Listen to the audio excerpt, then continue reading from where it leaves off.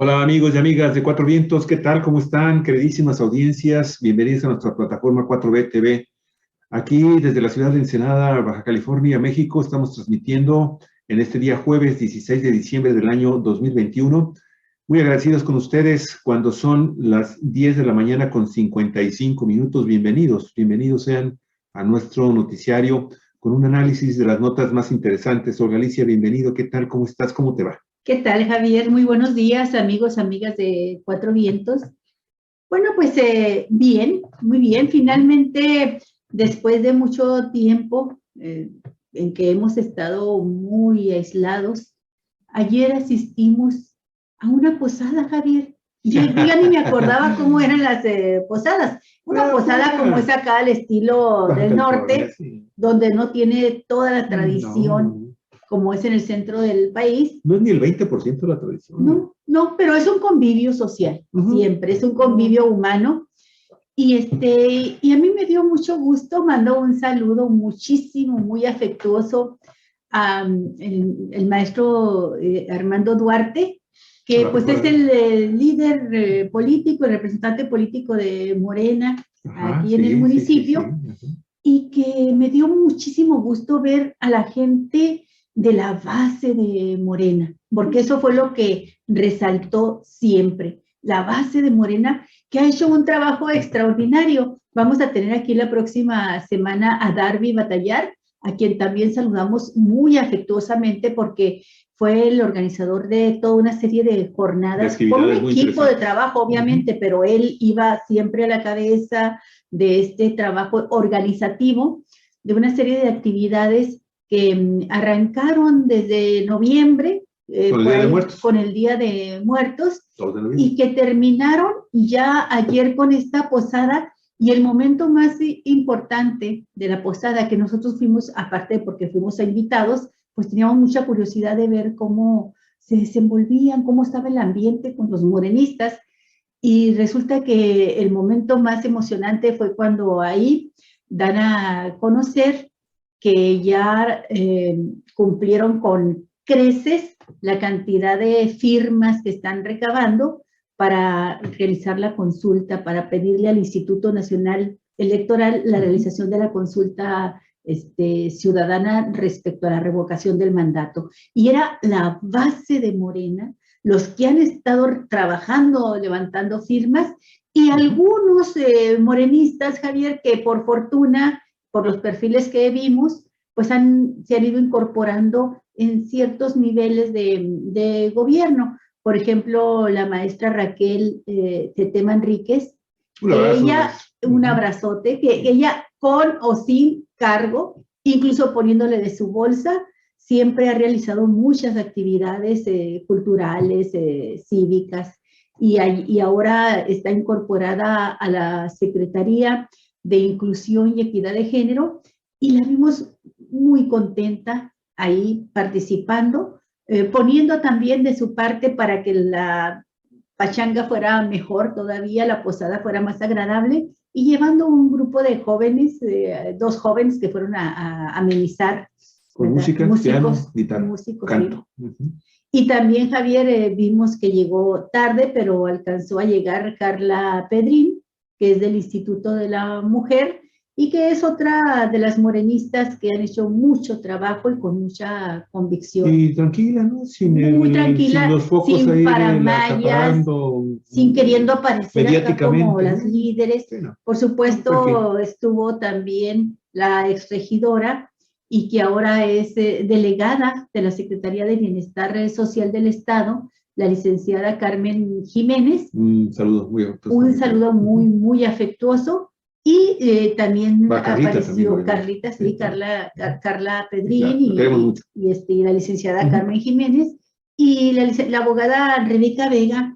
¿Qué tal llegó? Sí, no me acuerdo cuál es la secretaría en la que pues está en este tema de género.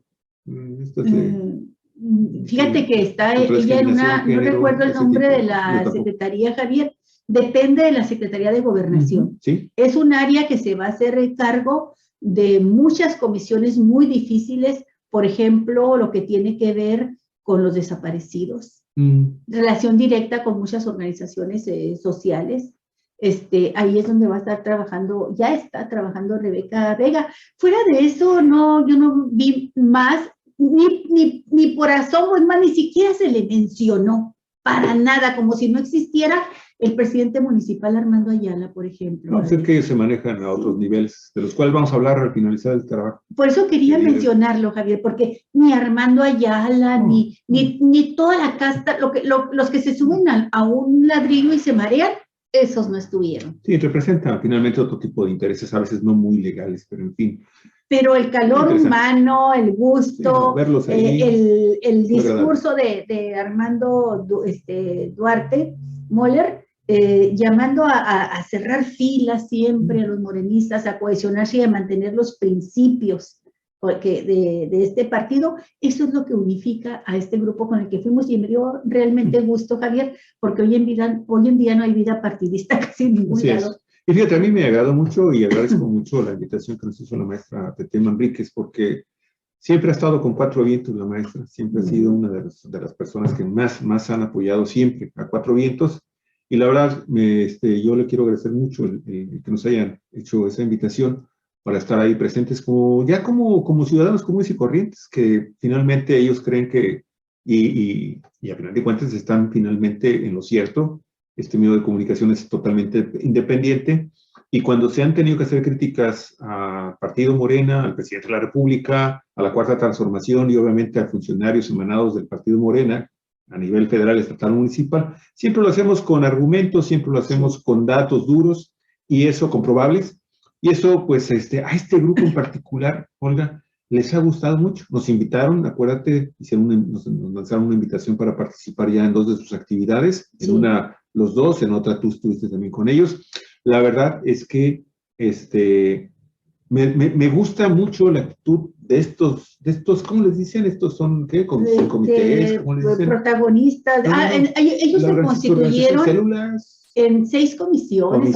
O comités. Son 6 comités. Estos comités en particular son muy abiertos, muy receptivos, y están muy bien condicionados y reciben con mucha benevolencia también las críticas. Y eso, la verdad, amigos con los que estuvimos ayer, se los agradecemos muchísimo que nos hayan invitado a 2 críticos.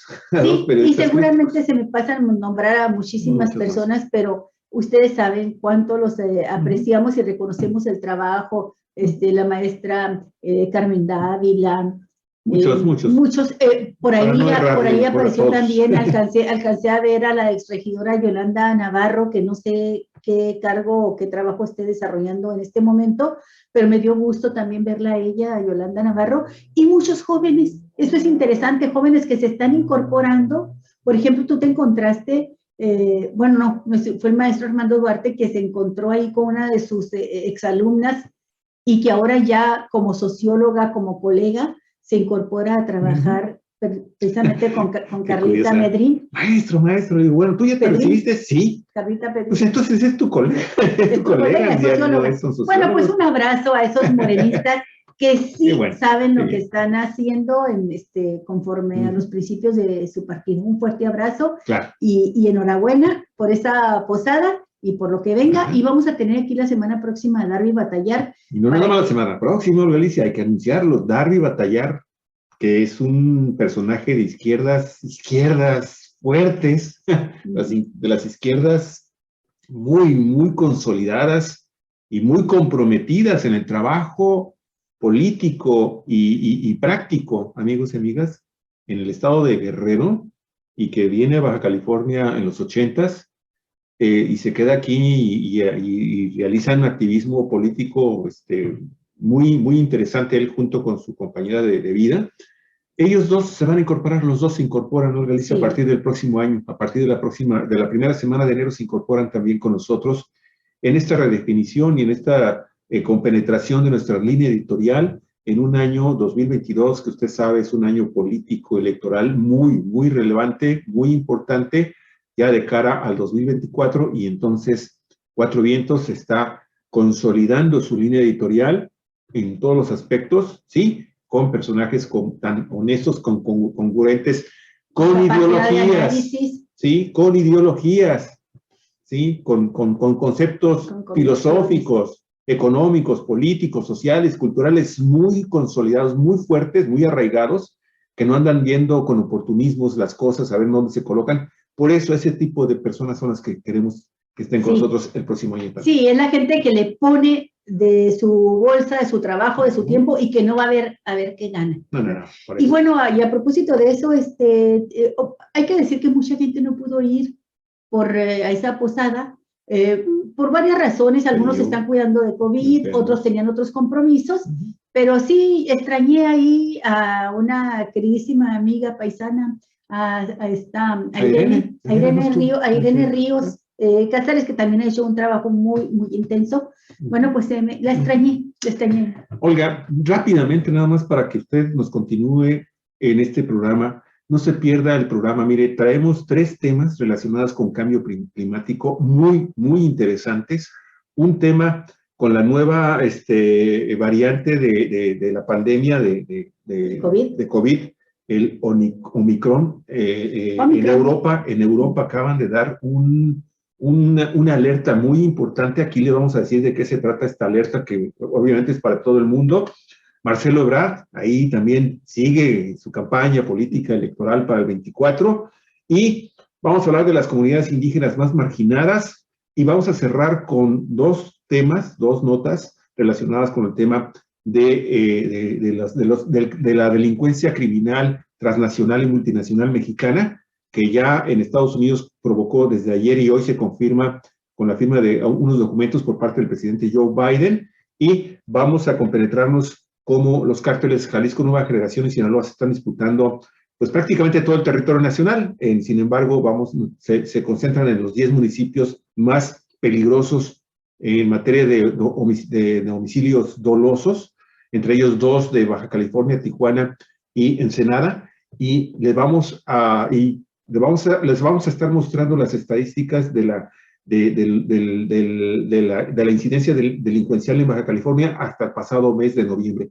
Se acaba de actualizar los datos ayer por la noche, hoy se los vamos a dar a conocer para que vea usted cómo andamos en materia de inseguridad, de violencia en nuestro estado, Galicia. Así que, sí, Javier. Programa. Y ningún comentario, no tenemos ni siquiera comentario, porque ayer tampoco comentó nadie de eso, lo incorporamos sobre Bonilla, sobre el caso Bonilla y su... no lo comentamos, no, pero si quieres, comentaremos algo, porque nos va a servir, la estadística, la incidencia delictiva nos va a servir, Galicia, para poder entrar a ese tema. Con muchísimo gusto le entramos. Sí, algo sobre este extraño borregote que soltaron, ¿verdad? De que se iba a una subsecretaría de Gobernación. Que no existe. Que no existe. Cargo que no existe. Bueno, en fin. Bueno, vamos empezando ya, amigos, amigas, de Cuatro Vientos, con esta nota de National Geographic que escribió el periodista Alejandro López, y dice así: conocido popularmente como el glaciar del juicio final, debido a su enorme tamaño y la amenaza que supone su derretimiento total. Esa imagen hemos visto ya en varias películas y documentales, Javier. Sí. El glaciar C. Lewaitis, ubicado en la Antártida Occidental, es el más ancho del mundo. Así es, mire, con una superficie similar a Reino Unido, esta enorme masa de hielo, conocida como Waitis, atraviesa un tramo de 120 kilómetros de la costa helada. Año con año, su derretimiento progresivo contribuye con el 4% del aumento en el nivel del mar. Sin embargo, una nueva investigación, fruto de una colaboración internacional, demuestra que su estado actual es crítico y su colapso podría iniciarse en menos de 5 años. O sea, en menos de 5 años puede derrumbarse, colapsarse, derretirse este enorme monstruo de hielo. ¿Qué pasaría? ¿Qué efectos tendrá? Según Peter Davis, oceanógrafo físico de British Antarctic Survey, en el glaciar Waites, se encuentra sostenido, este glaciar, Javier, Waites, se encuentra sostenido por una plataforma de hielo que a su vez se mantiene en su sitio gracias a una montaña submarina. No obstante, las últimas mediciones están confirmando que su fin se está acelerando conforme aumentan los efectos de la crisis climática. El equipo internacional de colaboración de este Glacier Weites descubrió que se debilita rápidamente por todas partes. Mire, mientras que debajo de la superficie el agua es cada vez más cálida y circula en el océano austral, se está provocando su derretimiento. También hay un conjunto de fracturas masivas que están creciendo y se están expandiendo a través de la superficie. El calentamiento del agua está derritiendo el hielo directamente desde abajo y al hacerlo, el glaciar pierde su control sobre la montaña submarina. Se han formado enormes fracturas que también están creciendo y aceleran su desaparición, explicó Davis en un comunicado. El colapso de este gigante podría ocurrir tan pronto como el próximo lustro, 5 años nada más, 5 años. Y provocará, aquí van las consecuencias inmediatas, provocará un aumento catastrófico de más de 60 centímetros en el nivel del mar. Imagínese eso. Más de 60 centímetros crecerá el nivel del mar, exponiendo a millones de personas a inundaciones extremas y alterando las proporciones entre superficie terrestre y el océano de forma decisiva. En los últimos 30 años, este gigante glaciar ha duplicado dramáticamente el ritmo al que se derrite. Por si fuera poco, el colapso de la masa de hielo del glaciar no solo aumentaría inmediatamente la altura del nivel del mar, también podría desestabilizar a otros glaciares de la Antártida Occidental, claro, provocando así una catástrofe climática de alcance planetario en cadena, Javier. Así es. De ahí que el equipo considere que su monitoreo sea el más importante cuando se trata de medir los efectos de la crisis que tendrá en el aumento del nivel del mar, Javier.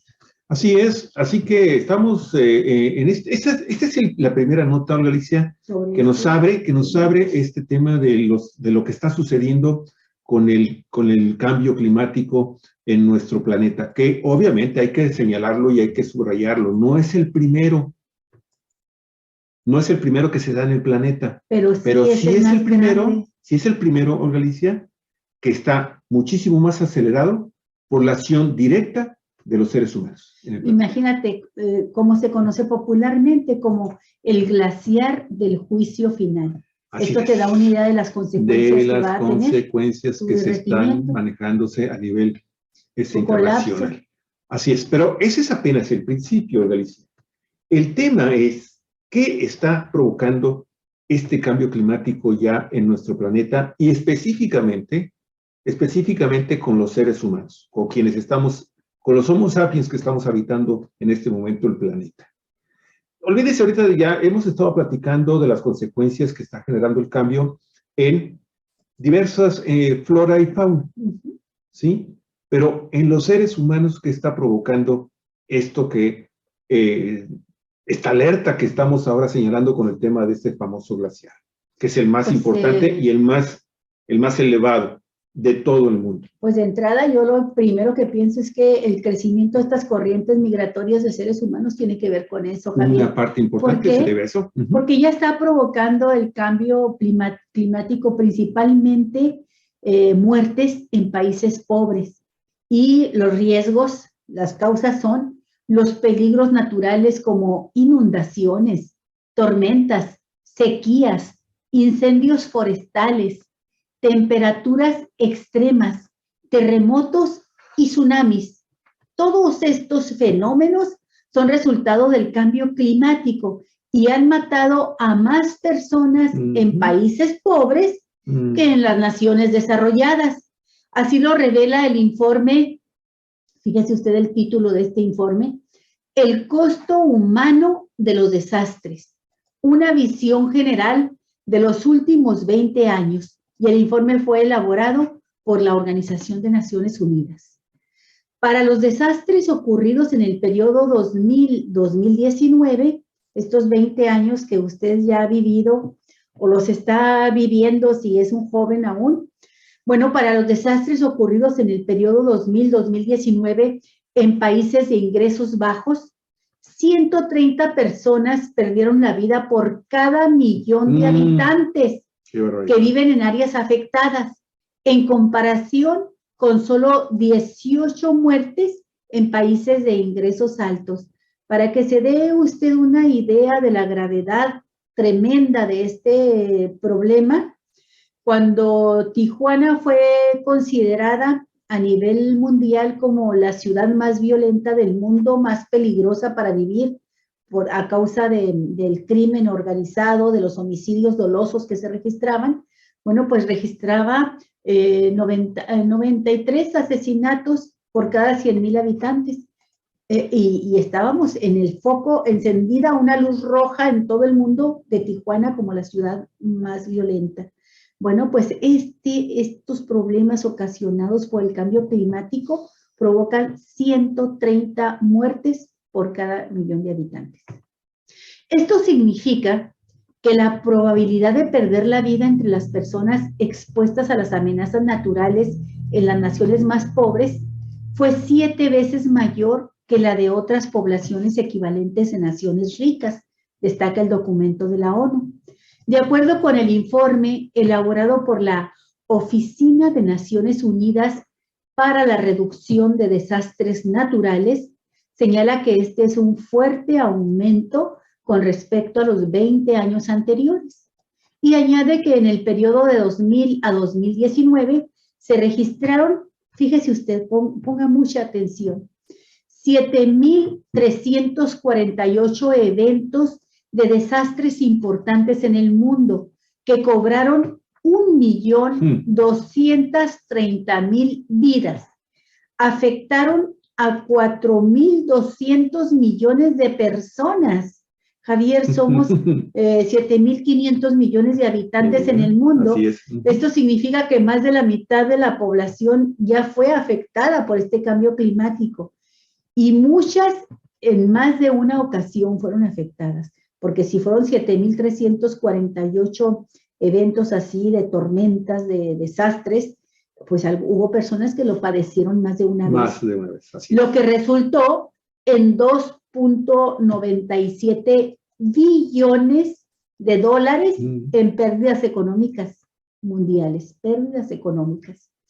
El doctor en ciencias por la Universidad Sorbona de París, Francia, Tomás Miklos, advierte que los desastres naturales forman parte de la incertidumbre y cambios del mundo ante los cuales los gobiernos requieren anticiparse de manera estratégica para preservar la seguridad de los países afectados.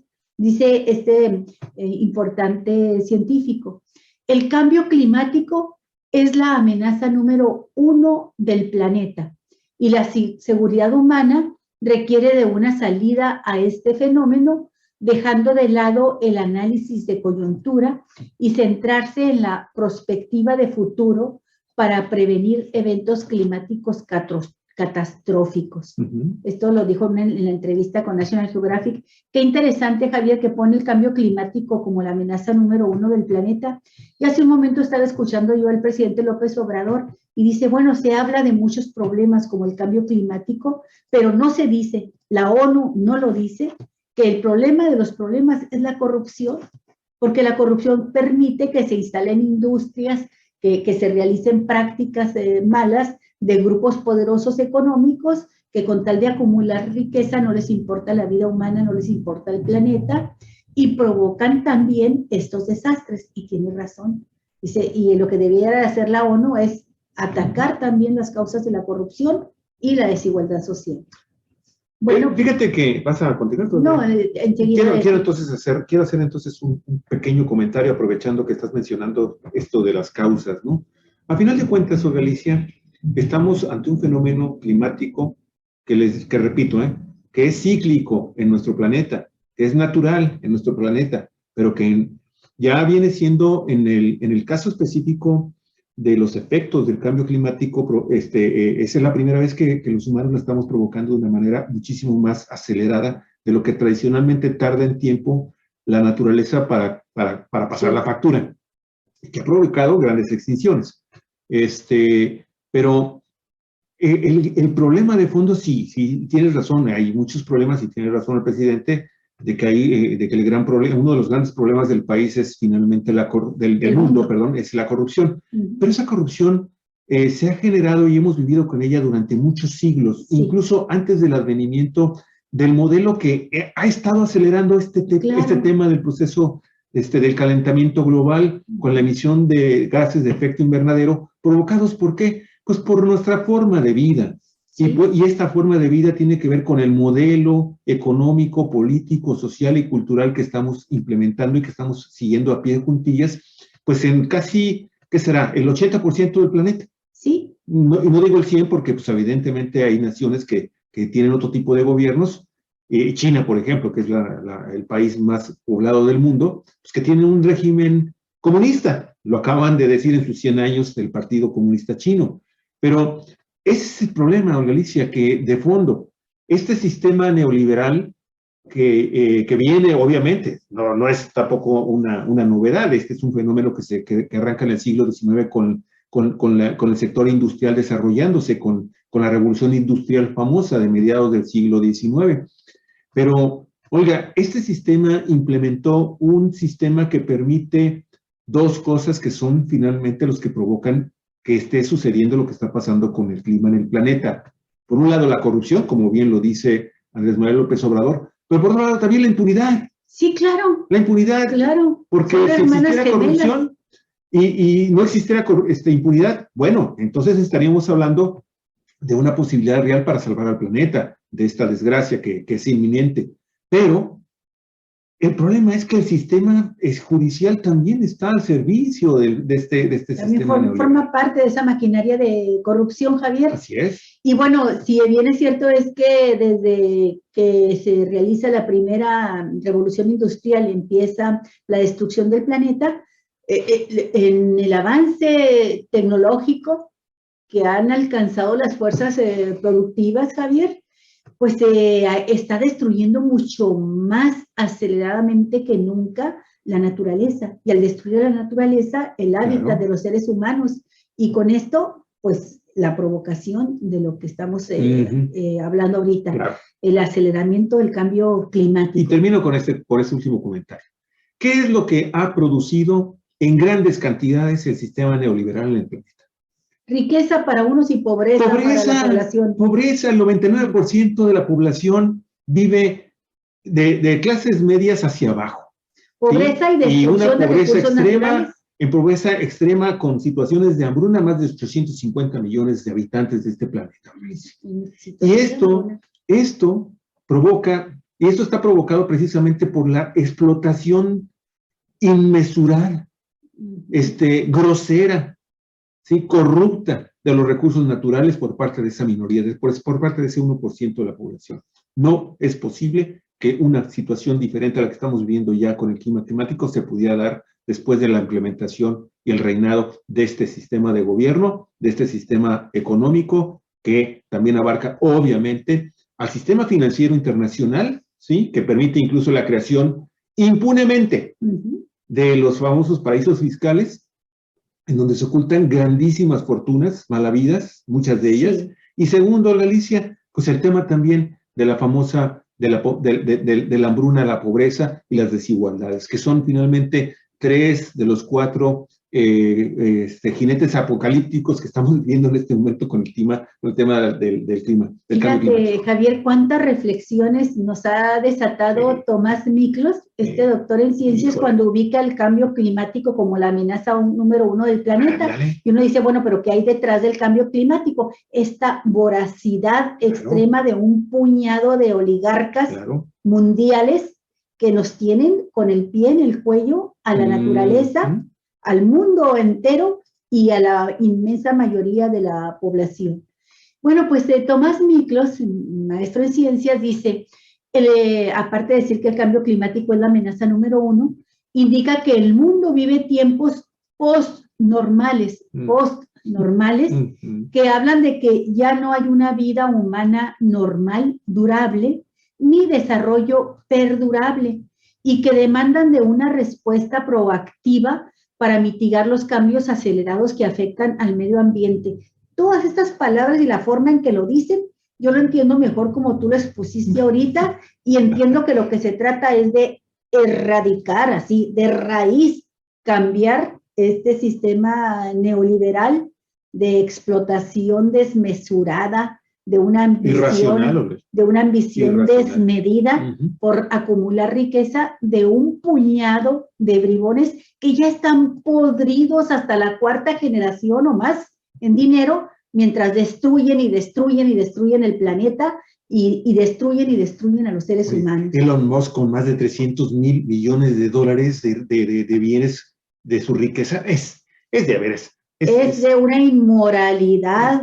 descomunal. Es terrible. Bueno, pues este científico francés dice, el cambio climático representa amenazas no solo hoy, sino en el futuro para la seguridad humana establecida por la Organización de las Naciones Unidas, relativa a vivir con dignidad, sin miseria y sin miedo, para la protección y empoderamiento de la especie humana.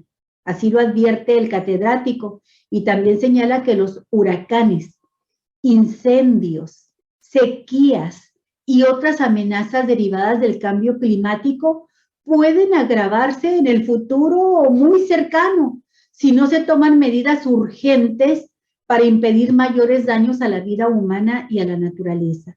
Por ejemplo, dice, en 2021 en México acontecieron 31 huracanes en el Océano Atlántico que causaron daños al agua potable, a la agricultura y la ganadería. Asimismo, el 85% del territorio nacional registró facetas de sequía en el 85% de la República Mexicana, provocadas por ausencias de lluvia, lo que obviamente ocasionó desabasto y pérdida de hábitats. Y esta pérdida de hábitats, ¿qué provoca? Pues emigración de poblaciones completas. Incluso en el Caribe mexicano, el sargazo, consecuencia del cambio climático, está atacando los litorales. Bueno, pues para darnos una asomadita por la ventana hacia el mundo del desastre que estamos como humanidad provocando, pero que los culpables son principalmente pues estos podridos en riqueza, este puñado del 1% mundial de ricos sobre el 99% de clase media y pobres. Y terminamos con, yo termino con esto, Alicia. Ahí está la COP21, esta reunión mundial que año con año se realiza, o cada determinada cantidad de años se realiza para ver los avances en la lucha de los gobiernos y del planeta, de los seres humanos en contra del cambio climático. Este tema de las reuniones, amigos y amigas de Naciones Unidas, todas las naciones que están registradas ante Naciones Unidas en el mundo, que se reúnen para ver, bueno, vamos a crear este protocolo, vamos a crear estas herramientas, vamos a provocar estos consejos, estas recomendaciones, vamos a hacer y firman documentos. Y algunos ni siquiera lo firman, como Estados Unidos. China es reciente, pero China, Israel y otras grandes naciones, que son las grandes, Canadá. Los tres contaminadores más grandes como países son China, Estados Unidos y la India. Bueno, y fíjate, ahora en esta última, la de este año, creo que China y la India ya como que están agarrando la onda, pero de eso a que se cumpla con estos protocolos, con estos acuerdos internacionales, la verdad es que ya este año, creo que una de las grandes noticias que se generaron en este año, en este problema número 1 de la humanidad, que es el cambio climático, es precisamente el hecho de que ya tenemos efectos totalmente irreversibles. El problema ahora, como lo que comenzamos hablando, este programa es este gran glaciar que nos provoca precisamente que dentro de 5 años las condiciones todavía en el mundo sean más peligrosas por el tema de que ese colapso de ese glaciar hará aumentar 60% todavía el nivel de los mares. Voy a contestar la llamada. Ok. Amigos y amigas, vamos a continuar entonces nosotros en nuestro programa con las siguientes informaciones, porque fíjense que tenemos un montón de datos Y la tercera nota sobre estos temas de lo que está sucediendo o de lo que ha pasado en la naturaleza y en el mundo con este tema de los cambios climáticos, amigas y amigos, pues tiene que ver también con un tema de algo que sucedió hace no muchos años. De acuerdo al reloj geológico del planeta, de nuestro planeta, pues esto que les vamos a contar apenas sucedió hace apenas hace 5 minutos en el tiempo geológico de nuestro planeta. Miren, es una nota de European Press y tiene que ver con el cambio climático y la actividad humana. Aquí es la primera efecto provocado directamente por los humanos, provocaron la extinción de la megafauna australiana. Está revelando un estudio reciente que está dando a conocer el día de hoy la agencia Europa Press. Y tiene que ver con lo siguiente, amigos y amigas. Mire, un equipo integrado por ecólogos, paleontólogos y modeladores informáticos de 5 universidades distintas recreó a detalle el ecosistema de Maracorte, una región localizada a 380 kilómetros de Melbourne, en el sur de Australia, donde coexistían enormes marsupiales hace 10.000 años, como este que estamos viendo precisamente en nuestra pantalla. Mire usted, incluyendo invertebrados, plantas, animales herbívoros y carnívoros, el modelo trató de explicar a detalle cómo fue que algunas especies subsistieron y otras más sucumbieron durante la transición entre el Pleistoceno y el Holoceno. La investigación que publica la revista Ecography reveló que una vez que las especies de plantas comenzaron a cambiar debido al uso de la tierra por los humanos, así también como por los cambios climáticos del Pleistoceno tardío, apenas hace 10.000 años, las especies de megafauna herbívora especializada, como este marsupial, vea usted nada más qué cosa tan impresionante, ¿sí? Comenzaron a cambiar. Entonces, estas especies de megafauna herbívora, como lo que estamos viendo, especializadas en el alimentarse de unas cuantas plantas específicas, pues resultaron especialmente vulnerables al cambio climático y a la presencia del hombre. Siempre sucede así, Javier, especies que solamente se alimentan de una o de unos poquitos alimentos, son los primeros en desaparecer. Así es. Dice el ecólogo John Llewellyn, ecólogo evolutivo de la Universidad de Flinders y autor principal del estudio, dice: nuestros modelos revelaron que las especies extintas de megafauna, especialmente los grandes herbívoros, eran más vulnerables a la extinción en masa que comenzó con las plantas y avanzaba como cascada, de abajo hacia arriba, provocada por cambios en las especies vegetales que aún tenemos hoy. A partir de la megafauna herbívora, el cambio de las plantas que utilizaban de alimento alteró el resto de la cadena alimenticia. Y aunque usualmente se considera que la extinción de estos gigantes fue debido a muchas causas, aún no está del todo claro el papel que jugó la cacería humana, la caza de los seres humanos que pues iban a matar animales para poder sobrevivir ellos. Un tema discutido cuando se trata de explicar extinciones, por ejemplo, como la del mamut lanudo, el mamut primigenius, que ya lo van a traer de nuevo al mundo, no como era, pero algo parecido, con la genética, Javier, con los estudios de genética, embarazando a una elefanta, todavía con genes que han encontrado, ADN que han encontrado de estos mamut lanudos. Entre las especies que desaparecieron de Australia hace unos 10.000 años, se encuentran los Simostenurus, un pariente cercano de los canguros. Fíjate cómo simo y canguro Simostenurus. Es este animalito que creo que lo vimos aquí más a detalle. Déjame acordarme, creo que está, mira, este es el canguro previo, posterior. El antepasado del Simostenurus. Este es. Mira, pues no estaba tan feo el animal. Simostenurus, incluso hasta se ve bonito. Sí. Y ahí está el cuervo, provocándole, picándole la protesta. Bueno, el Cimostenurus, qué bonito nombre, Ajá. un pariente cercano de los canguros contemporáneos con hocico corto y un enorme dedo en cada pata, y también otro animal como los diprotodontes, un marsupial son los que Ese crían a sus bebés dentro de la bolsa que tienen en la panza de la barriga, ¿no? Sí, ese te lo voy a enseñar porque está muy, muy curiosito y haz de cuenta que estás viendo finalmente a un koala.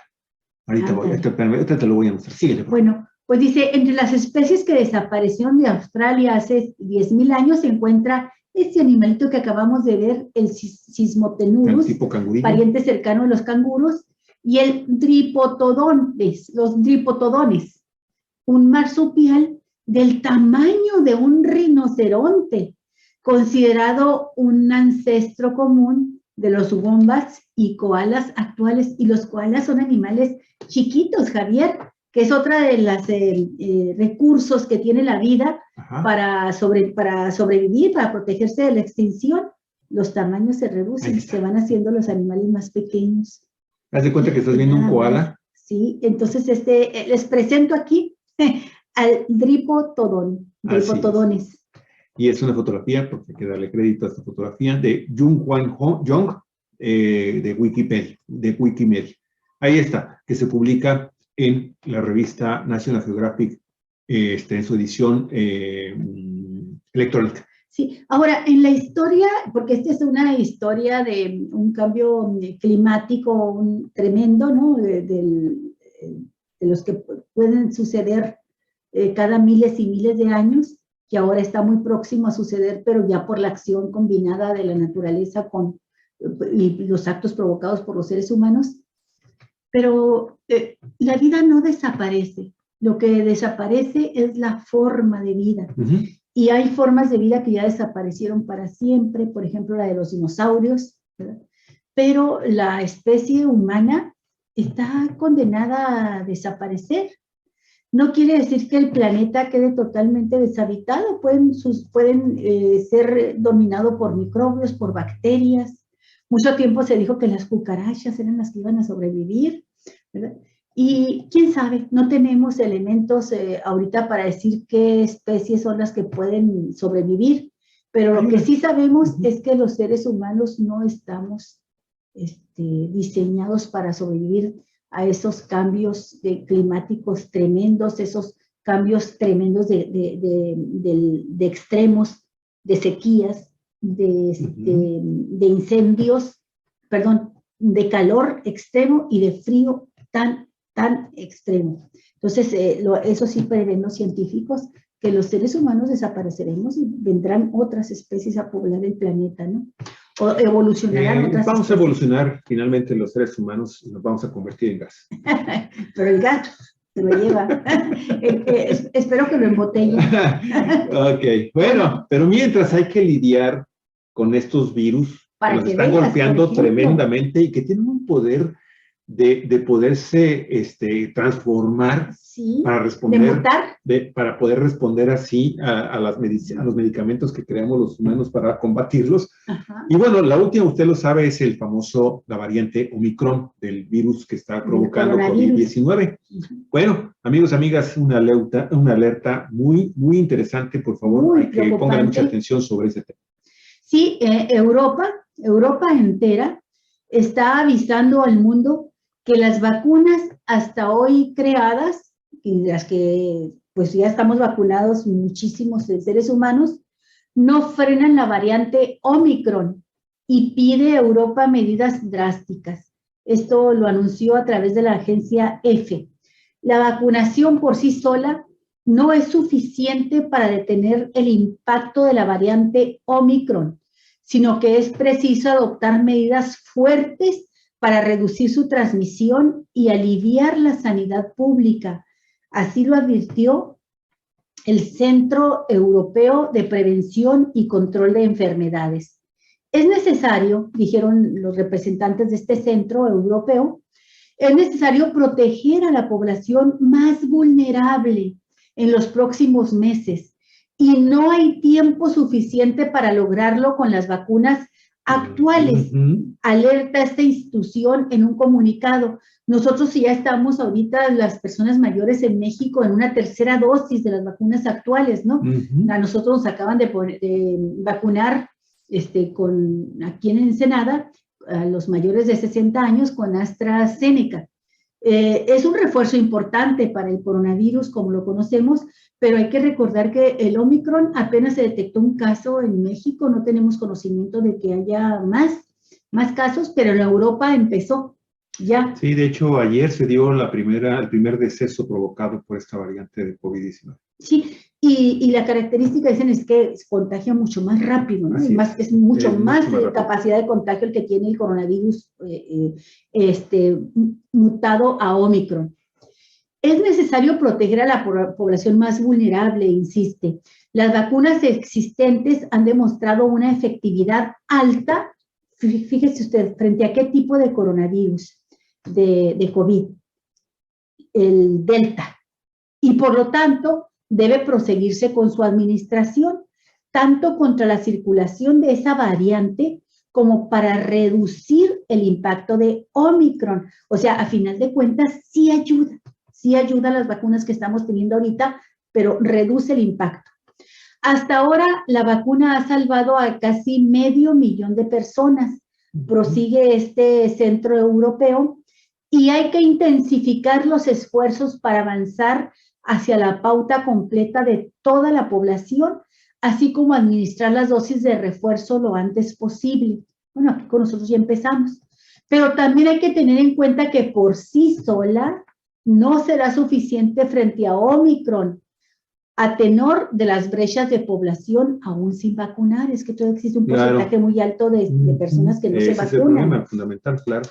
Este centro de detención de contagios europeo llama a los países a actuar rápidamente y a dar una respuesta antes de las festividades que se acercan, ¿sí? Porque todas estas festividades va a provocar pues más concentración de personas conviviendo y posibilidades de multiplicar los contagios.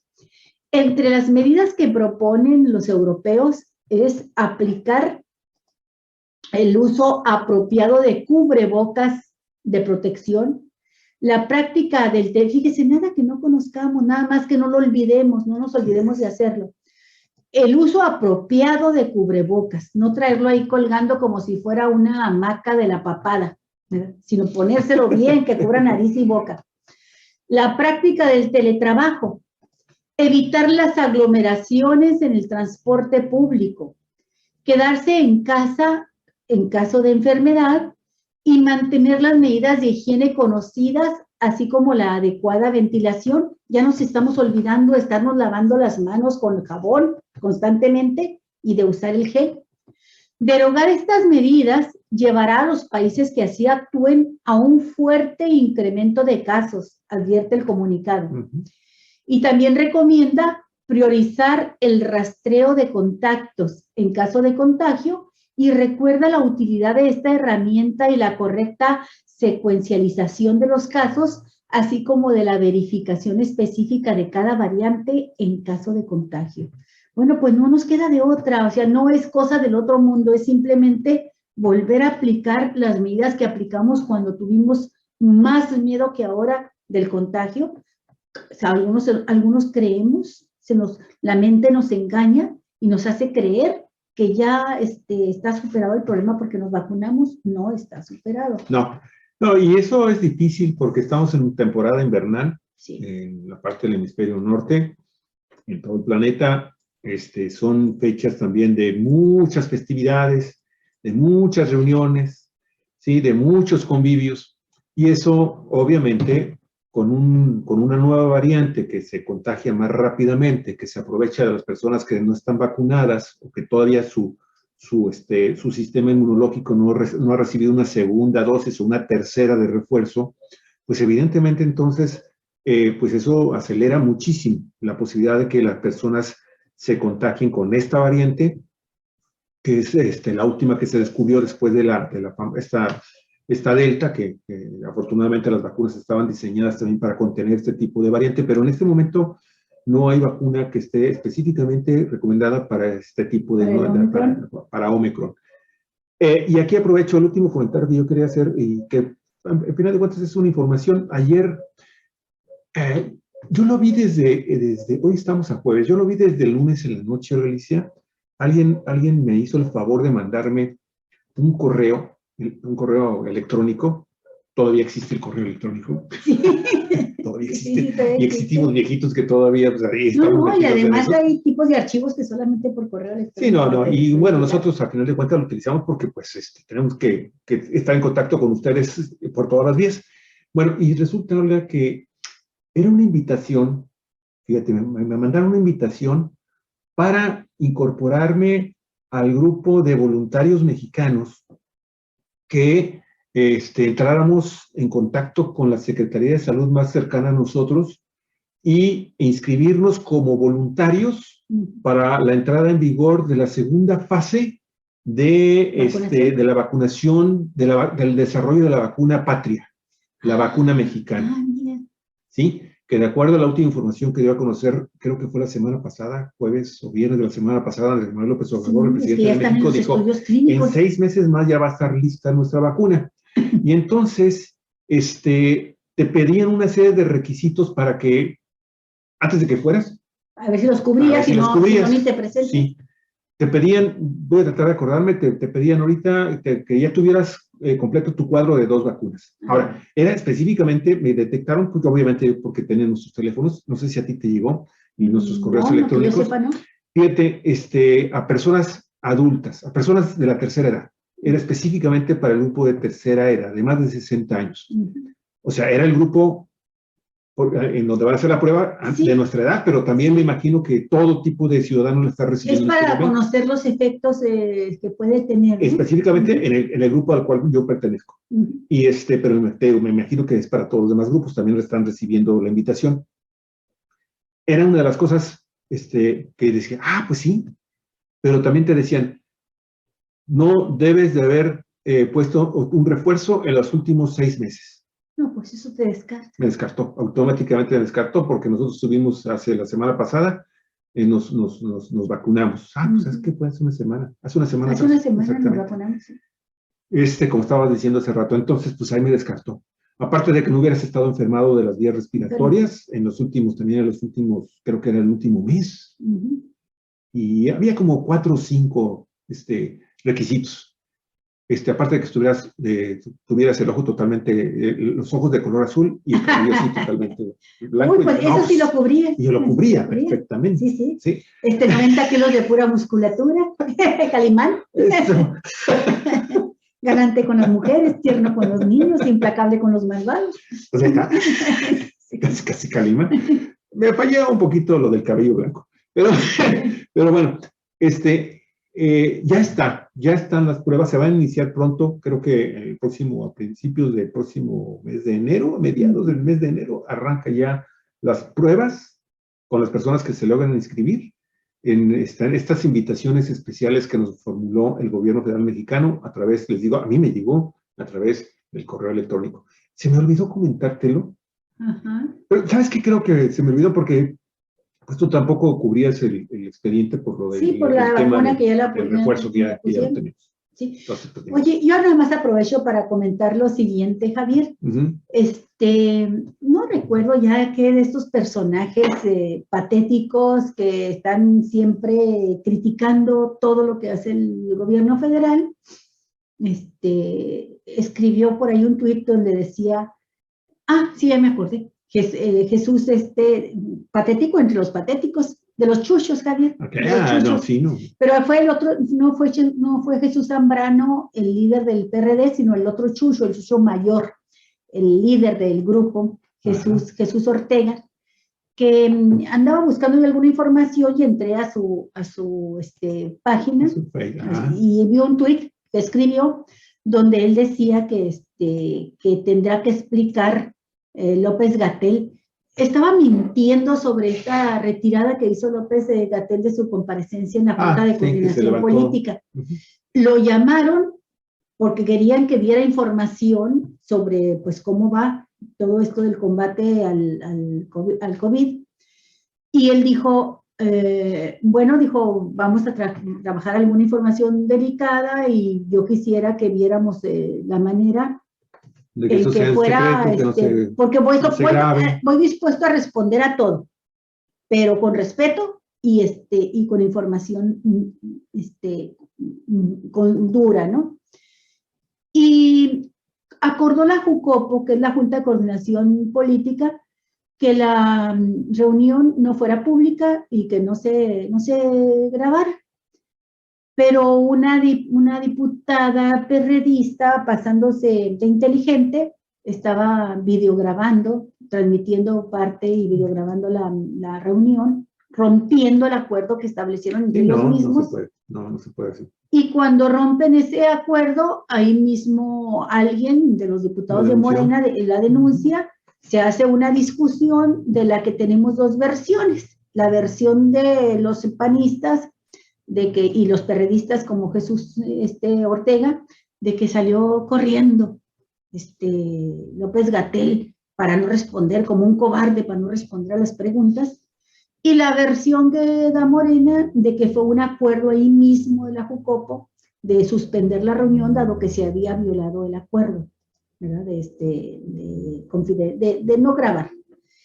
Y bueno, el caso es que la reunión se interrumpió y el valentón de Jesús Ortega lanza la pregunta, dice, ¿tendrá que responder ahora López-Gatell por qué México tiene, dice él, el 4º lugar mundial en muertes por COVID?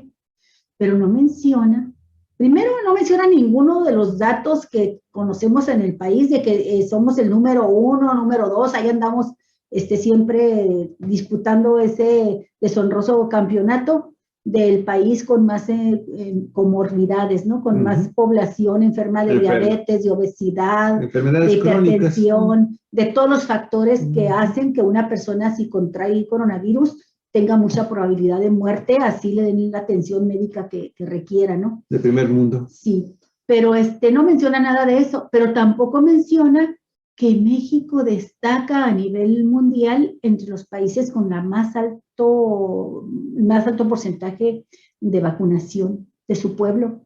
Y es que México ya tiene más del 86, anda cerca ya del 90% de población vacunada. Y eso lo hace estar por encima de muchos países europeos, por supuesto que por encima de los propios Estados Unidos.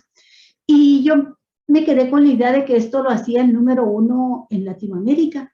Y no, Javier, resulta que el número 1 en vacunación es un país que empezó muy tarde a vacunar porque no tenía vacunas, no tenía manera de adquirirlas, porque existe un cerco de hace 60 años contra esta nación, y me estoy refiriendo a Cuba. Cuba tiene el 99% de su población vacunada desde niños de 2 años en adelante, porque ya tiene la vacuna pediátrica.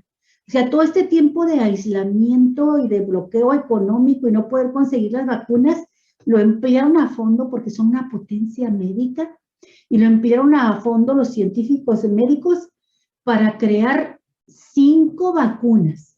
Tienen 5 vacunas, ya tienen para ellos y para dar, ¿verdad? O vender. Tienen 5 vacunas y ya tienen a su población desde los 2 años. Es el país que tiene ya la vacuna pediátrica, la vacuna para niñitos de 2 años en adelante. Ah, qué gusto me dio saber eso de los cubanos, Javier. Como me da mucho gusto también saber que México acaba de entregar, de donar vacunas también al pueblo de Perú, porque también está en unas condiciones muy difíciles. Y allá la derecha, como suele hacerlo, la derecha de cualquier país, aprovecha toda circunstancia, todo sufrimiento, toda tragedia para hacer campaña para derrocar a un gobierno que no es de sus gustos, ¿verdad? De sus filias. Y entonces ya estaban aprovechando para derrocar a Pedro Castillo, para tumbarlo. Cuando Pedro Castillo, este profesor que sorprendió en las elecciones en Perú, acaba de ganar a unos 3 meses la presidencia, ya lo andaban tumbando, y pidió apoyo del gobierno de México, y el gobierno de México le donó todavía no sé qué cantidad de vacunas pero ya están los peruanos muy contentos y agradecidos con el gobierno mexicano que los están vacunando y también les está ayudando con combustible. Eso es lo que Así es. con gas. Ya ves que México tiene ahorita tanto gas porque el gobierno de Peña Nieto compró gas a lo estúpido, a lo bestia, nomás para que hicieran negocio las gaseras. Ya no tenían ni dónde colocarlo, no tienen dónde almacenarlo, dónde guardarlo, pues a México les sobra ese gas y lo entregó donativos al pueblo peruano. Bueno, esto dentro de la nota de las vacunas, porque no quería que se me pasaran esos comentarios que me tienen así pensativa, con mucha alegría por lo que significa en cuanto a la solidaridad entre los pueblos, y mucho gusto por los cubanos, y mucho gusto por México también, que ya va a sacar en máximo 6 meses, por la información que tú nos das, Javier, la vacuna patriota. Así es, de acuerdo a lo que informó el presidente López Obrador. Ojalá y se hicieran patriotas con esa vacuna, muchos que la necesitan, ¿no? Porque lo mencionaste, te voy a dar la información también, Sí. El tema de Perú. Ayer, la oposición, en los partidos de oposición, en lo que viene siendo una especie como de su congreso allá, su parlamento en Perú, que fueron los que estaban provocando la salida, sí, la vacante, le llaman. La vacancia, que le llaman ellos a lo que sería para nosotros la destitución, la revocación de mandato, en el caso de México, y fracasaron en la primera intentona de siquiera analizar la posibilidad en ese congreso de destituir, de dejar vacante el puesto de presidente. Bueno, acusaron al gobierno de Andrés Manuel López Obrador y directamente al presidente de México de estar interviniendo en los asuntos internos de su país. Hay que mencionar que esto se origina porque ahora que estuvo la reunión de la CELAC acá en México, tú recordarás, vino Castillo, tenía poquitas semanas de haber sido electo como presidente y reconocido como presidente del Perú, derrotando de nueva cuenta a la familia Fujimori, esa familia de supercorruptos de ultraderecha y derecha de peruanos. Y bueno, México y el resto de naciones integrantes de la CELAC, al menos los que estuvieron presentes, recordar usted que firmaron acuerdos para incluso tener apoyos y asesorías conjuntas y enfrentar problemas y ayudarse mutuamente en los problemas internos que tengan de carácter económico o cultural, acercamientos de tipo cultural. Bueno, en el aspecto económico, Perú le pidió a México, a través de su presidente, le dijo, oye, ¿sabes qué? Tengo un enorme problema con el tema fiscal, ¿sí? Tenemos graves problemas hacendarios, es un nudo gordiano, tenemos un problema con la derecha y la ultraderecha nos ha dejado un sistema fiscal ahí terrible, beneficia a bueno, lo que sea sabemos del neoliberalismo. Sí. Entonces, Andrés Manuel López Obrador se le hizo fácil, de acuerdo a esos acuerdos que tuvieron, vamos a la redundancia, de acuerdo con el acuerdo, decirle, oye, pues yo te voy a mandar a mis asesores, al secretario de Hacienda, al del sistema tributario, de la administración tributaria en México, pues para que te ayuden, vamos a ver qué ayuda te podemos brindar, para que pues tengas una Hacienda, una renovación de tu Ministerio de Hacienda. Eso fue lo que hicieron. Se fueron, tendrá, ¿qué será? 2 semanas, estuvieron por allá, el secretario, el director del SAT, en fin, y fueron en obras, obviamente, en fines de semana, dejaron obviamente sus responsables acá en México, y estuvieron revisando y estuvieron haciendo, se regresaron a México y emitieron una serie de recomendaciones. Bueno, esto trascendió. Sí. Esto trascendió, amigos y amigas, porque también el mismo presidente en una de las mañanas dijo, no, sí, enviamos ayuda, apoyamos a nuestro amigo Castillo ya con temas fiscales, hacendarios, mandamos funcionarios y estuvieron allá. Pues de eso sirvió, Olga Alicia. Para que la derecha peruana lo esté acusando de intervenir, intervención extranjera. Ojalá así fueran las intervenciones extranjeras todas, Javier. Yo, por ejemplo, cuando nos dicen que Estados Unidos recientemente nos donó, que es lo que está haciendo México con con Perú. Ajá. Nos donó a los mexicanos 10 millones de vacunas. Digo, híjole, ojalá en eso consistiera el intervencionismo extranjero.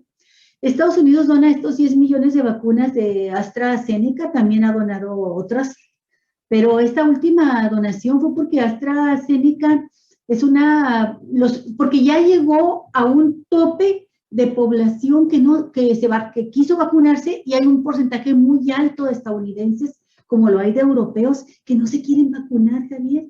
Y las vacunas ahí están y requieren un tratamiento especial, ya una vez elaboradas. Entonces, ni modo de que las dejen caducar o que se desperdicien, ¿no? Y le dicen, ¿quieres? Le dicen al presidente de México, ¿quieres un paquete de donación de vacunas? Pues de eso estamos pidiendo nuestra limosna, órale, que vengan todas las que puedan ser donadas. Hay que recordar que México compró, desde muy al inicio de la pandemia, compró la cantidad de vacunas suficientes para la población de la población de 18 años en adelante. Eso ya los había comprado, las tenía seguras. Pero esta vacuna de refuerzo y parte de las anteriores, cuando ya bajó a 17 años, la población vacunable, ya son vacunas que vienen de muchos donativos, y principalmente de Estados Unidos, Javier, aunque también nos llegaron de otras partes, de otros países. Esto se llama solidaridad entre los pueblos. Y si Pedro Castillo, que tiene 3 meses apenas de haber tomado el mandato, este joven maestro, que le están haciendo la vida de cuadritos, la derecha lo acusan de, pues como lo que sería aquí decirle chairos, como decían a los obradoristas, le querían exigir que se quitara su sombrero cuando le exigieron, pues, pero él no aceptó, ¿verdad? Le decían que no podía entrar al Palacio Nacional con sombrero. Bueno, imagínense todo lo que dicen aquí de López Obrador, pues pónganle a la N potencia, es lo que están haciendo la derecha peruana contra el presidente electo democráticamente por el pueblo peruano.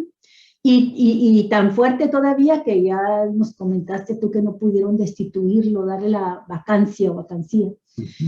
Bueno, yo estaba escuchando ahorita en la mañana a López Obrador diciendo que fue efectivamente el secretario de Hacienda, Rogelio Ramírez de la O, y que fueron a asesorarlos porque sí trae un despapalle, un verdadero desorden en el sistema fiscal, como el que tenía México. Y entonces aquí le tomó un tiempo al gobierno de López Obrador ubicar bien y detectar bien a aquellos malandrines que estaban evadiendo impuestos.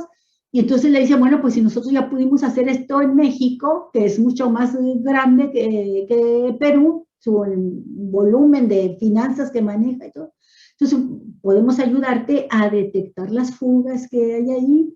Pero también dice, bueno, fueron para ayudarlo a manejar, a hacer una visión más clara de cómo está el sistema financiero, cómo se puede corregir el sistema fiscal, perdón. Y también, Javier, que mostró mucho interés el presidente Castillo sobre los programas sociales, y le fueron a hablar de lo conveniente que es para la economía el dar los apoyos, los recursos directamente a la población necesitada. Se interesaron muchísimo por el apoyo, la pensión a los adultos mayores. Allá lo van a aplicar principalmente a los más pobres, no pueden hacerlo universal como se hace aquí, pero van a empezar con la población más pobre y van a aplicar ese apoyo, porque entendieron, el presidente Castillo, el gobierno peruano, entendieron lo que cualquiera entiende, que no sea malintencionado y que esté abierto mentalmente, de que si el dinero se derrama en la población, el recurso a los más necesitados, eso ayuda a los comerciantes. Si se venden los productos, ayuda a los industriales que producen esos productos y la economía tiene una reactivación. Más o menos eso es lo que estuvo hablando López Obrador en la mañana. Está bien sabroso Perú. También este tema, Galicia, qué bueno que lo retomamos. Aprovechen, te digo, este comentario que hiciste.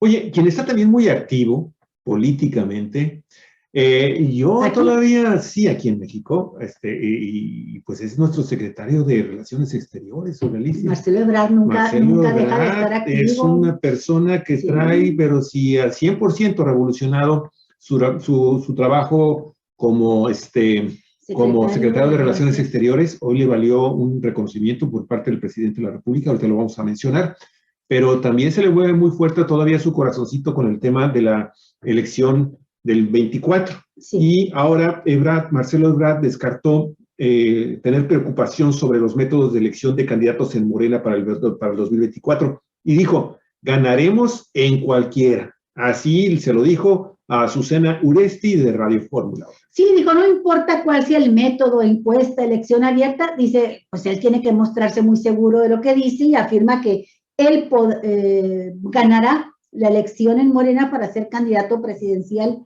en 2024.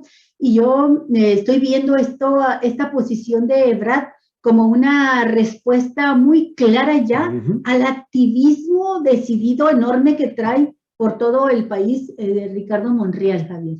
Porque bueno, los tres favoritos, creo que realmente no hay nadie más ahorita de Morena, son Ebrard, Claudia Sheinbaum, la jefa de gobierno de la Ciudad de México, y Ricardo Monreal. Oye, Sheinbaum haciendo también un trabajo muy destacado, recuperando sus índices de popularidad después de ese incidente terrible que le salpica, a los dos, tiene la responsabilidad directa. Salpica duramente a Marcelo Ebrard y de refilón también a Claudia Sheinbaum, pero Claudia Sheinbaum aparte está teniendo una cobertura mediática muy interesante en los diarios y en los medios de comunicación capitalinos, Olga Alicia, a grado tal que incluso revistas así medias fifís se han interesado en entrevistarla y eso Marcelo Ebrard también lo está viendo con gran preocupación porque se le está despegando en las encuestas que están manejando los nombres de los posibles candidatos de Morena y todas, absolutamente todas coinciden en que Claudia Sheinbaum está por arriba, 4 o 5 puntos por arriba de Marcelo Ebrard. Sí,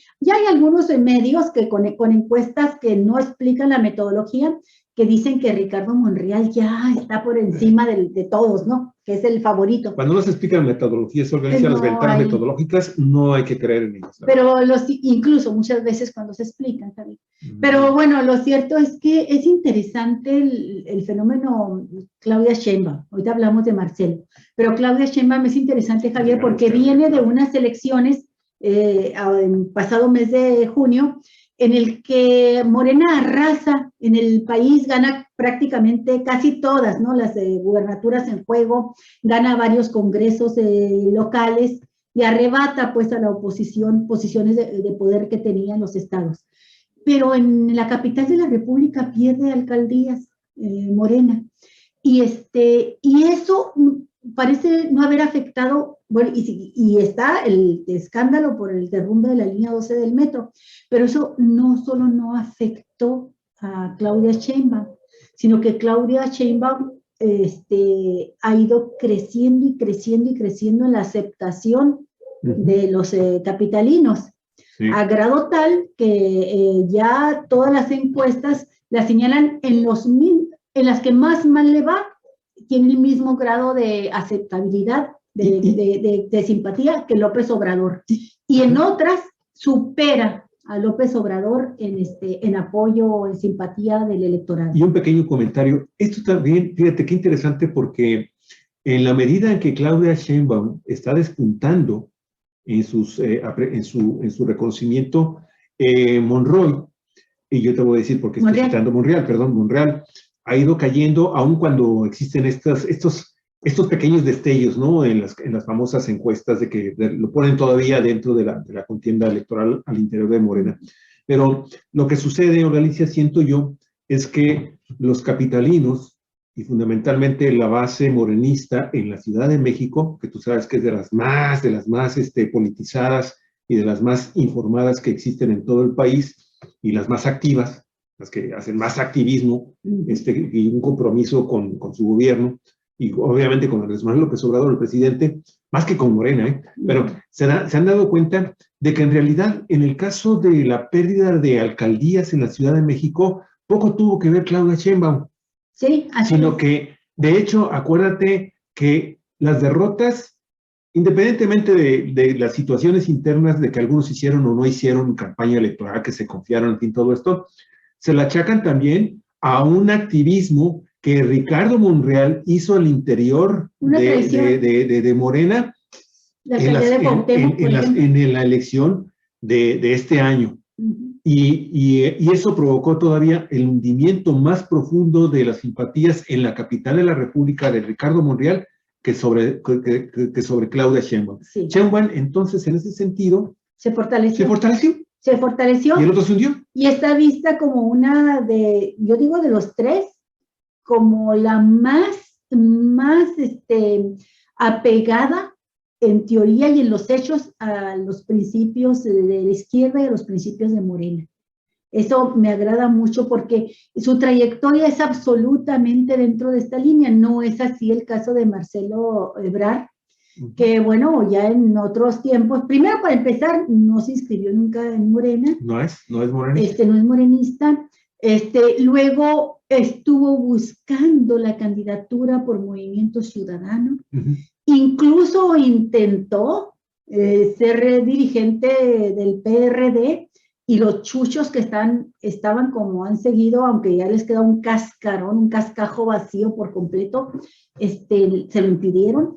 Entonces estuvo buscando por otras fuerzas políticas antes de finalmente ser atraído de nueva cuenta por el entonces candidato López Obrador, constructor. Mientras López Obrador construía Morena, Ebrard trataba de construirse una carrera política en otras fuerzas, en otros partidos. Bueno, pero ahora el secretario de Relaciones Exteriores, Marcelo Ebrard, dice que va a ser candidato por Morena, que no importa cuál sea el método de elección y que él está seguro de que va a ganar la candidatura de 2024. Dice también que no existe duda de que participará en el proceso, pero que aún falta mucho tiempo, por lo que no se distrae de sus principales encomiendas. Y hace muy bien en ello, Javier, porque Ricardo Monreal sí anda haciendo campaña en el país y no es bien visto por muchos morenistas que andan haciendo esa campaña. La mejor campaña que puede hacer ya la ha estado haciendo Marcelo Ebrard desde que tomó el cargo, ¿no? como secretario de Relaciones Exteriores, y sobre todo en esta contingencia, en esta pandemia, porque ha hecho un trabajo excelente desde Relaciones Exteriores. Este hombre fue el brazo derecho del presidente de la República en toda la política para garantizar las vacunas a la población. Bueno, y a propósito de sus encargos, le dijo Ebrard a la periodista Azucena Uresti, también habló sobre el Plan Mundial de Bienestar propuesto por el gobierno mexicano y del que confía tendrá futuro. Además, rechazó que exista injerencionismo de México en Perú por las asesorías que está dando. Son algunas de las encomiendas también que ha tenido él como secretario de Relaciones Exteriores. Él fue decisiva su participación para la exitosa reunión que tuvo de países de América Latina y del Caribe, la ALCA, en México, Javier. Bueno, el canciller consideró que sería también muy positiva la aprobación de la reforma migratoria propuesta por el presidente Joe Biden, la cual beneficiaría a los Estados Unidos, a los mexicanos ante Estados Unidos. Y a la pregunta de que si está listo para el año 2024, contestó lo siguiente. Yo les dije a mis colegas hace unos meses que nos reunimos, les decía, no tengan duda de que yo voy a estar ahí, voy a participar, pero vamos respetando los tiempos. No nos distraigamos ahorita, porque falta muchísimo tiempo, por un lado. Aparte, tenemos encomiendas muy relevantes, y 3, pues ya vendrán las reglas. Esa es la posición inteligente que adoptó desde un principio Claudia Sheinbaum. Se adelantó a Ebrard en ello, y ha sido, creo, lo más inteligente que está haciendo ahorita Ebrard también, reiterando que primero cumplir bien con el trabajo que tiene que sacar adelante. Ebrard reiteró que Morena dirá cómo será el procedimiento en tiempo y forma, y ahí sí ya nos dedicamos a eso, de que vamos a estar, vamos a estar. Y agregó, yo voy a estar en la competencia en el proceso conforme se vaya convocando. No haré otra cosa más que participar como siempre lo he hecho, abiertamente, con toda transparencia y planteando lo que yo creo que debe ser el futuro del país. Esta mañana, en su conferencia mañanera, el presidente López Obrador afirmó que el canciller Marcelo Ebrard ha hecho un buen trabajo en el control de entrada de armamento a territorio mexicano. Esto a 4 meses de que el gobierno de México presentó una demanda contra fabricantes de armas en la Corte de Estados Unidos. Mire, en la mañanera, desde Palacio Nacional, el mandatario dijo que existe falta de control de este comercio negro en Estados Unidos, lo que facilita que cualquier persona pueda comprar un arma. Se está avanzando y, en efecto, Marcelo Ebrard ha hecho un buen trabajo, insistió el presidente. Su equipo, él y su equipo, han hecho este trabajo para controlar la entrada de armas de Estados Unidos a México. La mayor parte de armas que utiliza la delincuencia organizada proviene de Estados Unidos, un porcentaje mayor, y son parte del comercio negro, ilícito, por la falta de control que existe en los propios Estados Unidos, insistió el presidente mexicano. Y en ese sentido, el mandatario dijo que son intereses muy fuertes los que se defienden y que ya es una costumbre que se tenga una relación con las armas en los Estados Unidos. A veces hay fotografías de toda una familia en las redes mostrando su armamento. Por eso es mi preocupación, agregó el titular del Ejecutivo. Y bueno, pues esa es una medallita que hoy le está colgando Andrés Manuel López Obrador, pues buscando, tratando de ser quizás y también de alguna forma equitativo, ¿no? En los reconocimientos que está haciendo a quienes están siendo mencionados como posibles sucesores del presidente López Obrador por parte de Morena. Sí. Y nada más un último comentario, Olga Alicia. Yo solamente, no cuenta, lo insisto, hace ratito que estábamos hablando de Claudia Sheinbaum y del tema de la línea 12 del metro allá en la Ciudad de México, que ya se comprometió, por otro lado, Claudia Sheinbaum, creo que lo terminaría y lo entregaría el próximo año, ya renovada la reconstrucción de la línea 12. Dice que creo que para finales del próximo año ya estaría lista esa y echarla a andar. Pero el tema de la línea 12, para mí, no debería de terminar con las 12 personas a las que la Procuraduría, la Fiscalía de la Ciudad de México les imputó delitos. Creo yo que todavía se nos deben muchísimas informaciones, explicaciones sobre el papel que tuvieron otros altos personajes, entre ellos Marcelo Ebrard y el que lo siguió, que siempre se me olvida el nombre de este periodista, hombre, Mancera, Miguel Ángel Mancera. A quien, por cierto, hay que señalarlo, a Miguel Ángel Mancera se le está cerrando poco a poco el círculo también, la fiscalía, nuestra queridísimo fiscal, sí, ella, Ernestina Godoy, ella está cerrando poco a poco la pinza sobre el cuellito de Mancera, y hay un grupo de sus altos funcionarios, nada más que creo que fue el coordinador de su gabinete, cuando fue el titular de la jefatura de la Ciudad de México, pues ya está en la cárcel, imputado también de delitos de diversa índole, y cuidado, porque Ernestina Godoy no se va a tentar el corazón, espero que tenga la oportunidad de poderlo hacer. A mí me gustaría mucho que, pues, se nos dijera finalmente a los mexicanos qué tuvo que ver Marcelo Ebrard y qué tuvo que ver Mancera en el tema directo de ese trágico accidente que le costó la vida a 26 personas y marcó también con heridas a más de 100 personas en ese accidente que jamás debió haber ocurrido. Sí, tú te refieres, Javier, a Julio Serna, que era ni más ni menos que el coordinador, el jefe del gabinete de gobierno de Miguel Ángel Mancera, y ese ya está detenido, acusado de enriquecimiento ilícito. Y bueno, no tenemos ahorita más información, pero seguramente será uno de los funcionarios que tarde que temprano, Javier, busque acogerse también al criterio de oportunidad. Cuando se habla de esto del criterio de oportunidad, de inmediato mucha gente dice, no, que nos refundan en la cárcel, pero bien aplicado el criterio de oportunidad, Javier, tiene un propósito mayor, que es no agarrar al delincuente, al corrupto, y castigarlo a él en lo personal, sino agarrar la red de complicidad, empezando por las cabezas. y solamente aplica el criterio de oportunidad si ellos denuncian a jerarcas superiores a ellos y presentan información que permita acusar a esos superiores de ellos, ¿no? Entonces, Julio Serna puede ser una pieza clave para ir contra Miguel Ángel Mancera también con más elementos. Claro.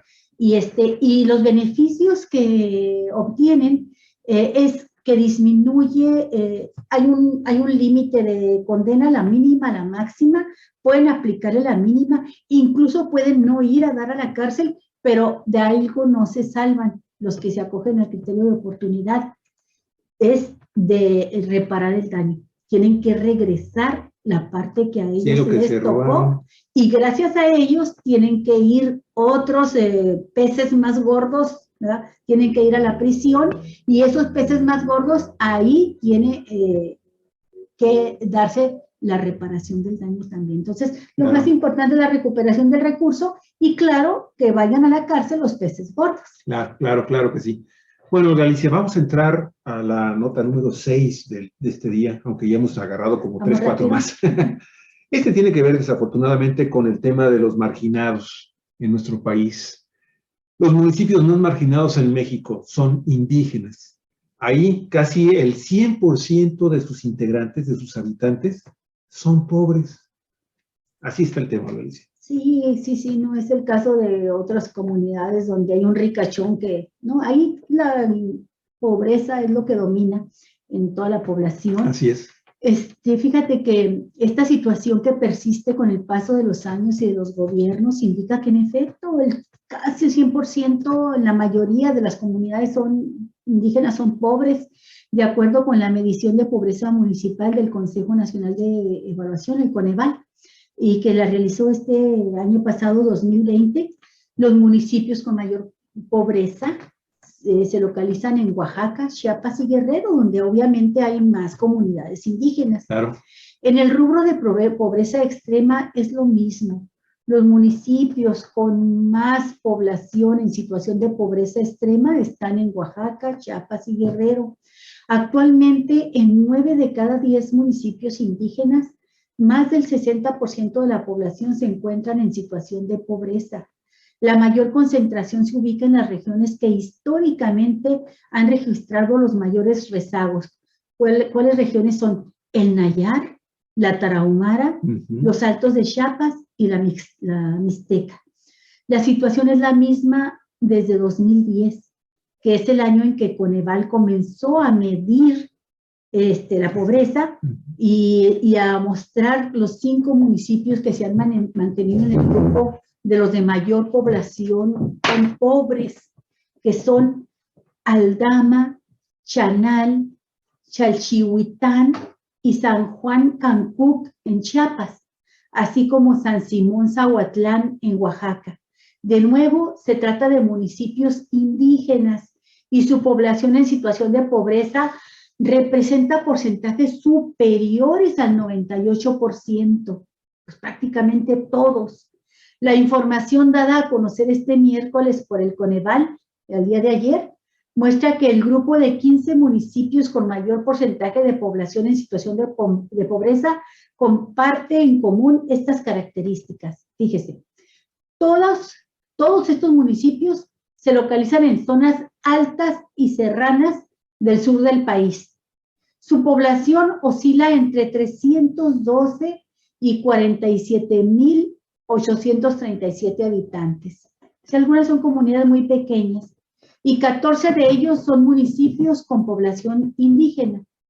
Otra característica que enlista el Consejo es que en esos municipios 6 de cada 10 personas residen en localidades con accesibilidad a carretera pavimentada muy baja o baja, como es el caso de Chenaló en Chiapas, La Cochuapa y El Grande en Guerrero, que presentan alta dispersión de localidades. En cuanto a la población en pobreza extrema, que son aquellas personas que tienen un ingreso inferior al valor de la canasta básica alimentaria, los 15 municipios con mayor porcentaje de población en pobreza extrema están en Oaxaca, 12 de ellos en Oaxaca, 2 en Chiapas y 1 en Guerrero. y todos son municipios indígenas. Así es, Alicia, desafortunadamente siempre vamos a ver esa deuda histórica, ¿sí? Crónica que tenemos los gobiernos o que han tenido los gobiernos mexicanos con estas comunidades indígenas, los más pobres de los pobres, que viven unas situaciones de marginación terribles, amigos y amigas, y que pues poco a poco se está tratando de recuperar para ellos un poco de dignidad. Olga, fíjate, ayer, no sé si estabas escuchando y si viste el programa de los periodistas, que son precisamente Alejandro Páez y Álvaro Delgado. Y ellos estaban hablando precisamente de este tema, y porque es un trabajo de ellos, de sus periodistas, de sus corresponsales, de sus periodistas. Uh-huh. Y resulta que estaban hablando de uno de estos municipios que viven con grandes niveles de marginación y de retraso de carácter social de todo tipo, económico, cultural.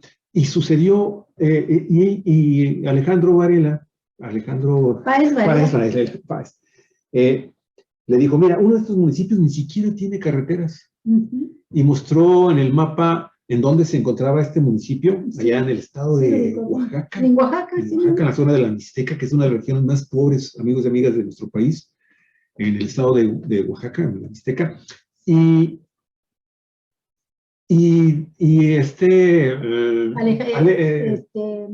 Álvaro Delgado le dijo, oye, ¿sabes qué? Pero tienes razón, pero también está sucediendo algo muy interesante con ese municipio en particular, porque hay un programa especial del gobierno federal en este momento de atención específica con obras de infraestructura para estos municipios, para estas localidades totalmente pobres, entre los pobres. Vea usted nada más, es indignante, de verdad.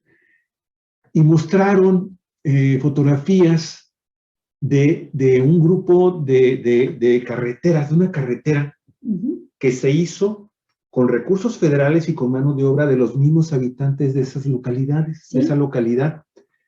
Y me llamó mucho la atención, Olga, porque esta carretera que le hicieron estos indígenas, amigos y amigas que viven, son los pobres de los más pobres. Es el lumpen de nuestro país, desafortunadamente, y esto lo digo con gran dolor, no con ganas de ofender. ¿Sí? Pero así dejan pero ¿ves el camino que está hecho como de concreto, uh-huh, o de materiales? Que le agregan piedritas y así. Y le fueron agregando cosas a este camino, Galicia, como unas rocas. Sí. Y para ponerla bonita. Sí, el presidente, para embellecerla. En su tercer informe de gobierno, el presidente destacó esto, que nosotros ya lo habíamos visto en Oaxaca. En Oaxaca, precisamente, eso me acordé. Se ponen a hacer una obra y no se quedan con la obra en sí, le agregan una estética maravillosa y terminan siendo, dice López Obrador, carreteras que son obras de arte. Y nosotros hace unos años fuimos a Oaxaca. Ahí estuvimos en la capital del estado y nos tocó ver, nos metimos a desayunar en un restaurantito y nos tocó ver a trabajadores que estaban pavimentando las calles, estaban dándole una repavimentada a las calles en la zona centro. Qué cosa tan bonita, ¿no crea usted que aquí en Ensenada van y tapan los baches con tierra o les ponen una capita de asfalto? Y a la siguiente lluvia se vuelve a crear el bache y nos cuesta un dineral. Eso es lo que dice el gobierno. Eso es lo que dice el gobierno y así justifica el ejercicio del erario. Pero allá están pavimentando baches y entonces aprovechan para repavimentar toda la calle y van haciendo unos dibujos y unas figuras en el piso, en el pavimento, que lo van poniendo con piedras. Y escogen las piedras rojizas, blancas, las oscuras. Que en realidad es cantera. Y van creando, pues yo vi piedritas que estaban poniendo ahí. Otros eran cantera, en efecto. Y quedan, dice uno, ¿cómo es que no se pueden quedar nada más con el trabajo de bachar o repavimentar, sino que tienen que ponerle un toque especial de distinción? Y es cuando tú te das cuenta que efectivamente hay un alma, de artistas, artesanos, le decían antes, de artistas en estos pueblos indígenas. Pues así están, Javier. Así está el tema, Olga Alicia.